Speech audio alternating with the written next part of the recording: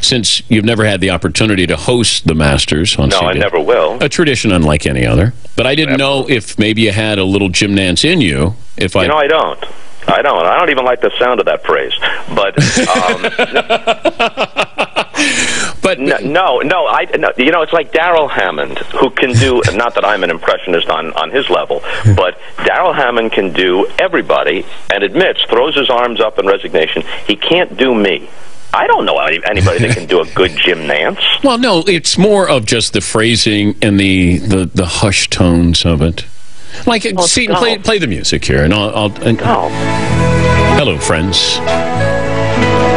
Welcome. Birds are chirping.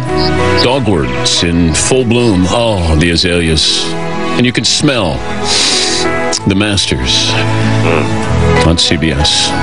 Inside Butler Cabin with Sir Nick Faldo. I'm Jim Nance. You think you're capable of pulling off a little bit of that? No, I can't even come close to that. But one thing we know, because Jack Whitaker experienced it when he referred to the gallery once as a mob, and the great Jack Whitaker was banned from Augusta for a few years, what no CBS commentator has ever alluded to, even in passing, even during a rain delay, even when there was time to do so, is Augusta's history of racism and sexism. Even when people were protesting just outside the grounds, forget about taking a side, never acknowledging it. So not only would I never work the Masters because I'm not at CBS, but I'd have to say something, and then I would be ejected. Not that Augusta isn't a lovely place, and not that Billy Payne, who ran the '96 Olympics in Atlanta, isn't my friend, and not that I haven't played there with him, which I did the one time I visited, and I stayed in Butler Cabin, and it was the most gracious, wonderful thing you could ever imagine. And yet they do have a history that ought to be reckoned with, that they've only recently come to terms with, if you call this coming to terms with it.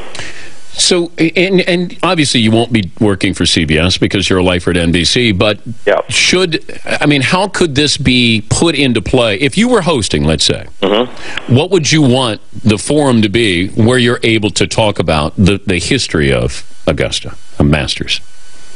Well, there's programming before. Well, actually, I have to think about this for a second, because the way they limit the television time, which is a shrewd move, which I admire and respect, they take less money from CBS, they limit the number of commercials, they limit the time at which you can join, at least the first few rounds on television. It creates that scarcity, makes it seem more special. So I applaud all that. It runs counter to the grab every last nickel ethos that's out there everywhere else in sports.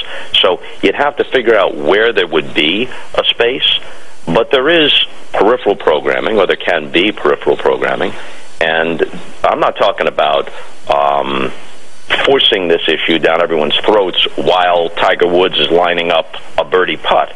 But there are always spaces.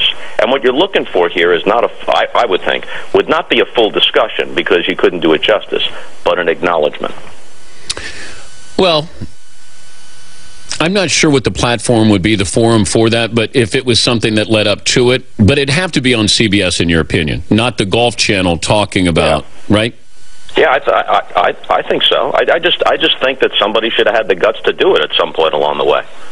Broadcaster, executive, somebody should have said to someone at Augusta, look, this is an issue. And this is not Nightline or Meet the Press. We understand that. But this is an issue. And it's an elephant in the room.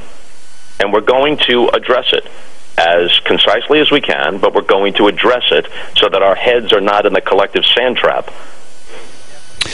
Yeah, I think it's dangerous. You know, obviously everybody's nervous, and there's trepidation, anything to do with the Masters, saying anything negative about it, and the value of the Masters for all their partners here. That's the reason why. It's a business thing. Well, if that's the case, just talk about guns. No one can get in trouble that way. Oh, man. Bob, it's a Friday. Come on, I'm supposed to be winding down here. Go ahead, Dan. I'll be off the phone in a second. You got time.